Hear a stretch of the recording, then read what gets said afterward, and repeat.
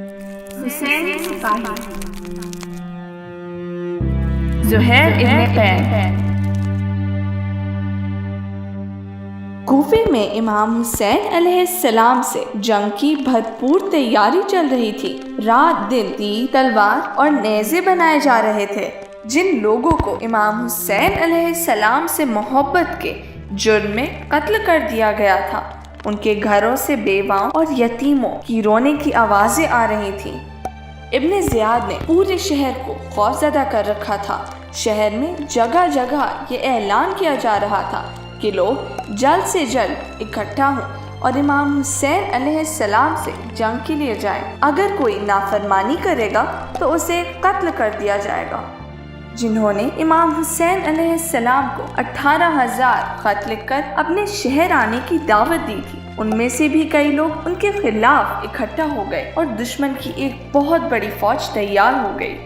ہوا میں ہلکی ہلکی دھول اڑ رہی تھی۔ امام حسین علیہ السلام کا چھوٹا سا قافلہ کوفے کی طرف بڑھ رہا تھا۔ خود کوفے کا حال یہ تھا کہ جناب مسلم ابن عقیل اور جناب ہانی ابن عروہ کو شہید کر دیا گیا تھا اور ان کے کئی چاہنے والوں کو قید میں ڈال دیا گیا تھا۔ ٹھیک اسی موقع پر حج کے اعمال انجام دے کر ایک اور قافلہ بھی شہر کوفہ کی طرف جا رہا تھا۔ یہ قافلہ جناب زہیر ابن قین کا تھا۔ ایک جگہ پر دونوں قافلوں کا آمنا سامنا ہو گیا۔ امام نے وہاں پہنچ کر حکم دیا کہ اس جگہ پر خیمے لگا لے تاکہ آرام کیا جا سکے۔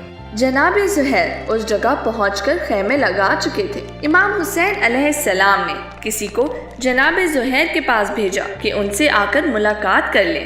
جب جناب زہیر کے پاس امام حسین علیہ السلام کا قاصد پہنچا تو وہ اپنے ہم سفروں کے ساتھ بیٹھ کر کھانا کھا رہے تھے۔ امام حسین علیہ السلام کے قاصد نے امام کا پیغام ان تک پہنچا دیا۔ جناب زہیر امام کے چاہنے والوں میں نہیں تھے اور اس لیے امام سے ملاقات نہیں کرنا چاہتے تھے۔ جب قاصد نے انہیں پیغام سنایا تو وہ یہ پیغام سن کر خاموش ہو گیا اور اپنے ساتھیوں کی طرف دیکھنے لگا۔ جناب زہیر کی بیوی نے ان سے کہا، امام آپ کو بلا رہے ہیں اور آپ بیٹھے ہوئے ہیں، ان کے پاس کیوں نہیں جا رہے ہیں؟ آخر جا کر دیکھیے تو کہ وہ آپ سے کیا کہنا چاہتے ہیں۔ جناب زہیر بے چینی کی حالت میں کھڑے ہوئے اور امام حسین علیہ السلام کے پاس چلے گئے۔ ان کی زوجہ اور دوسرے ساتھی دور کھڑے ہو کر ان کے واپس لوٹنے کا انتظار کر رہے تھے۔ وہ لوگ جانتے تھے کہ جناب زہیر کبھی بھی امام حسین علیہ السلام کے چاہنے والوں میں سے نہیں رہے۔ یہی بات ان کو پریشان کر رہی تھی کہ امام علیہ السلام نے جناب زہیر کو اپنے خیمے میں کیوں بلایا ہے۔ جب جناب زہیر امام حسین علیہ السلام کے خیمے سے باہر آئے تو بہت خوش تھے۔ ان کا چہرہ خوشی سے چمک رہا تھا۔ اب ان کے چہرے پر بے چینی نظر نہیں آ رہی تھی۔ ان کی بیوی آگے دوڑی اور پوچھا، آپ دونوں میں کیا بات چیت ہوئی ہے کہ آپ اتنے خوش ہو؟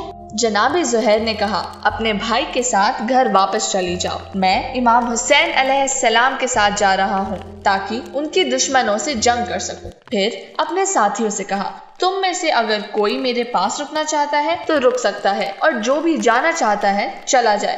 ان کے سارے ساتھی چلے گئے۔ عاشور کی شب جب امام نے اہل بیت اور اصحاب سے اپنی بیعت اٹھا لی اور انہیں وہاں سے جانے کو کہا تاکہ سب وہاں سے جا کر اپنی جان بچا سکے، تمام اصحاب نے ایک ایک کر کے اپنے خاص انداز میں امام علیہ السلام سے اپنی وفاداری کا اعلان کیا۔ اس وقت جناب زہیر بھی کھڑے ہوئے اور بولے، مجھے اگر 1000 بار قتل کیا جائے اور پھر زندہ کیا جائے تب بھی میں آپ پر قربان ہونا پسند کروں گا تاکہ آپ کی جان بچ سکے۔ آخر کار دشمن کا 30,000 کا لشکر ایک طرف اور امام حسین علیہ السلام اور ان کے تھوڑے سے ساتھی دوسری طرف۔ امام علیہ السلام نے جناب زہیر کو دائیں جانب کی فوج کا کمانڈر بنایا۔ کچھ دیر بعد جناب زہیر نے گھوڑوں کی ٹاپوں کی آواز سنی۔ جب اس طرف مڑے تو دشمن کی فوج کے ایک بہت بے رحم کمانڈر شمر کو دیکھا جو اپنے سپاہیوں کے ساتھ خیمے حسین کی طرف تیزی سے بڑھ رہا تھا۔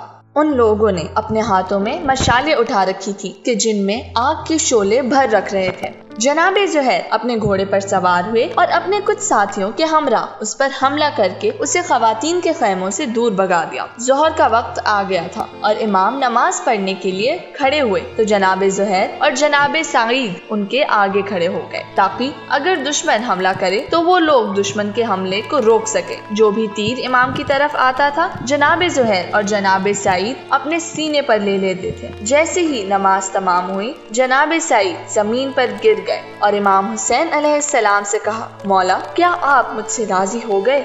ये कहकर शहीद हो गए।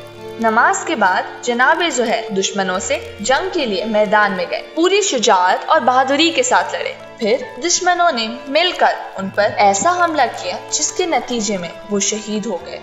इमाम अलैहिस्सलाम ने जब देखा कि वो जमीन पर गिर गए हैं और बदन बेजान हो गया है तो बहुत गमगीन हुए और फरमाया, खुदा तुम पर अपनी रहमत नाजिल करे और जिन लोगों ने तुम्हें कत्ल किया है उन पर खुदा की लानत हो। बच्चों, हुसैनी सिपाही जनाब ज़ुहैर का शब आशूर ये कहना कि अगर 1000 बार इश्क़ हुसैन में कत्ल किया जाए और फिर जिंदा किया जाए तब भी राह हुसैन पर ही जान देना पसंद करेंगे। जनाब ज़ुहैर के ये जुमले इमाम हुसैन अलैहिस्सलाम से उनकी बेपनाह मोहब्बत को जाहिर करता है और इस बात का सबूत है कि वादे जन्नत के बावजूद उनकी नज़र में जन्नत इमाम हुसैन अलैहिस्सलाम से ज्यादा अहमियत नहीं रखती है। बच्चों, क्या हम भी अपने ज़माने के इमाम से इस तरह मोहब्बत करते हैं?